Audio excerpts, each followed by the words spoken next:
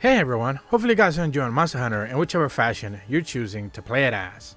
And as we continue to wait for more information regarding the next mainline of Monster Hunter Title 4 Generation 6, one of the things that I have seen the community kind of have a lot of discussions of as of late is collaborations. Essentially, other franchises, other IP making their way into Monster Hunter as the same. You see Monster Hunter kind of appear in different formats across the gaming sphere, and ultimately Capcom has done, at the very least in the past few entries, a pretty decent job bringing collaborations along into the franchise. But a lot of players are wondering if that's going to continue going forward, specifically when it comes to things outside of like Capcom IPs. Of course, we can expect Mega Man collaborations, we can expect Devil May Cry stuff, certainly Resident Evil, things of that nature making their way into Monster Hunter one way or another.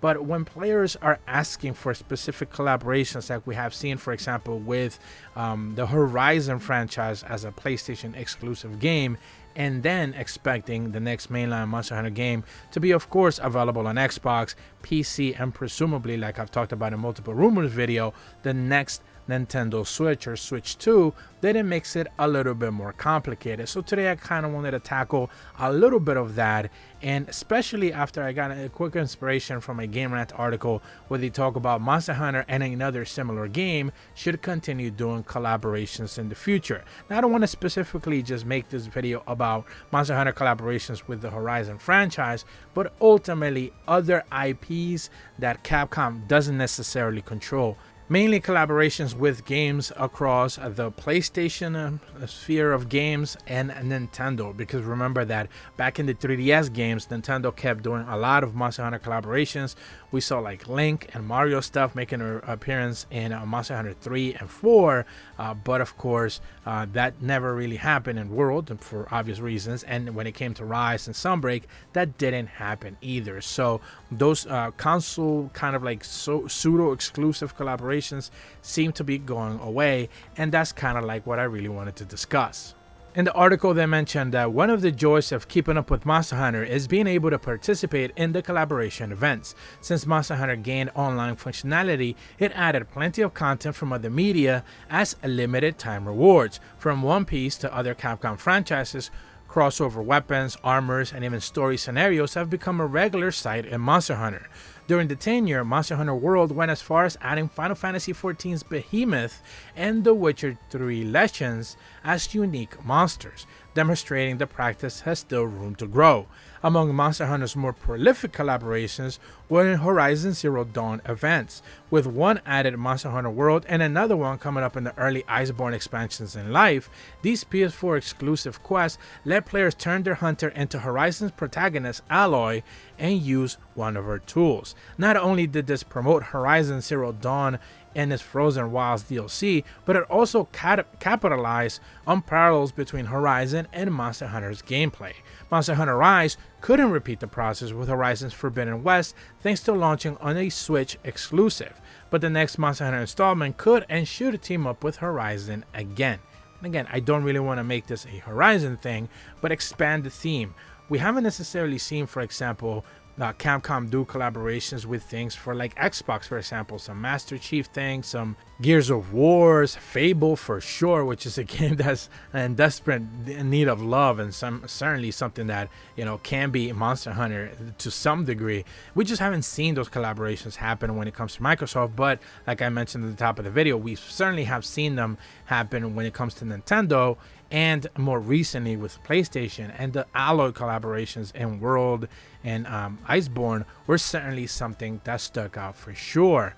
They mentioned that all Monster Hunters and Horizon collaborations so far, and they kind of recap things here, as Horizon has quickly become a promising new PlayStation franchise and shares a lot of its appeal with Monster Hunter. Much of Horizon's gameplay involves using various tools to battle giant machines comparable to Monster Hunter's wildlife. Aloy employs different damage types as traps and equipments crafted from her quarry to gain the upper hand, making Horizon resemble single-player version of Monster Hunter. Thanks thanks to the 2 series of collaboration quests in Monster Hunter World and Iceborne, players were able to bring Monster Hunter and Horizon together through their rewards. And within there, they kind of list all the stuff, the alloy armors, the Banuk, the Stormbringer prototypes, pretty much all the stuff that we already got to see. While many rewards were cosmetics, the armor pieces and weapon players gained could be upgraded, and apart from their shield wearer and storm slinger, Horizon's armor and weapons have layered variants. Running any builds as alloy sounds appealing, but the authentic protective shield weaver can be used in a pinch. All in one of Monster Hunter World's stronger light bow guns is the Storm Slinger Adept. As a whole, Horizon Zero Dawn turned out to be a good crossover for Monster Hunter World and gave long-range weapon players some rare collaboration support, and it absolutely did. Now, one of the things that certainly didn't necessarily do is bring the monsters from, of course, Horizon into the world of Monster Hunter, which certainly would have been interesting. I think it's easier, of course, for developmental purposes to be able to get some assets, or at the very least build up those assets for the hunters themselves, but to actually get the mechanics to work from those monsters in the same way that they look and act like in the Horizon games, to eventually bring them over to Monster Hunter, I think is a little bit less expected, which is why the Behemoth collaboration with Final Fantasy as a collaboration made so much sense, and it was so extremely popular. Lastly, in the article, they mentioned that the Frozen Wasp collaboration quest could not be the end of Monster Hunter and Horizon's crossovers. Both series, monsters, and equipment are practically interchangeable, to the point that the future Horizon games could conceivably get more Monster Hunter content on its own. Other collaborations have gone much further than Horizons did as well, with several featuring original cutscenes and the aforementioned Behemoth and Leshen becoming Monster Hunter's first crossover monsters. Fortunately, Horizon's existing collaborations should give another foot in Monster Hunter's door.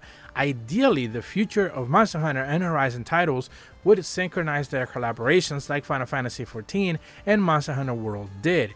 Each features stories involving monsters and characters from each game, hopping worlds, and Alloy helping the Hunters Guild deal with a foreign mechanic threat, while someone from the latest base camp could perhaps a Palico direct Alloy by capturing her first flesh and blood beast, with the iconic Horizon machines like Thunderjaws and Stormbirds serving up as prime crossover boss fights. A new Horizon collaboration could be one of Monster Hunter's best yet, and I do agree with that sentiment.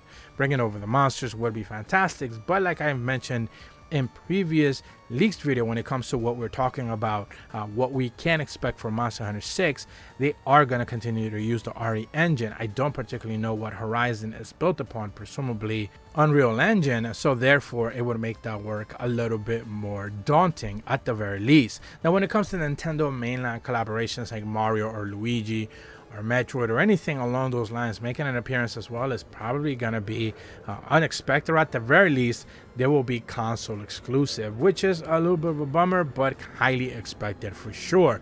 Certainly I would hope to see more collaborations in the next mainline Monster Hunter game, but more importantly, I think the ones that we are going to end up getting are going to be from game specific third-party publisher type stuff, Assassin's Creed, and things of that nature, not necessarily focused on maybe even like Elden Ring or something like that. But I wouldn't necessarily expect them to do more PlayStation, Nintendo, or even ever Xbox stuff. Although, to be fair, Xbox has been pushing, Microsoft has been at the very least pushing for their games to become more interactive with other franchises. Certainly we have seen things like that in Fortnite already, so it would be interesting to see if they decide to jump in that ship. Once again, huge shout out to GameRat for the interesting article and Liam Ferguson for writing it regarding Monster Hunter and another similar game should continue collaborations in the future. If you're brand new to my channel though, be sure to leave a like and subscribe, hit the bell to receive notifications when the videos go up, and as always, thank you so much for watching. See ya!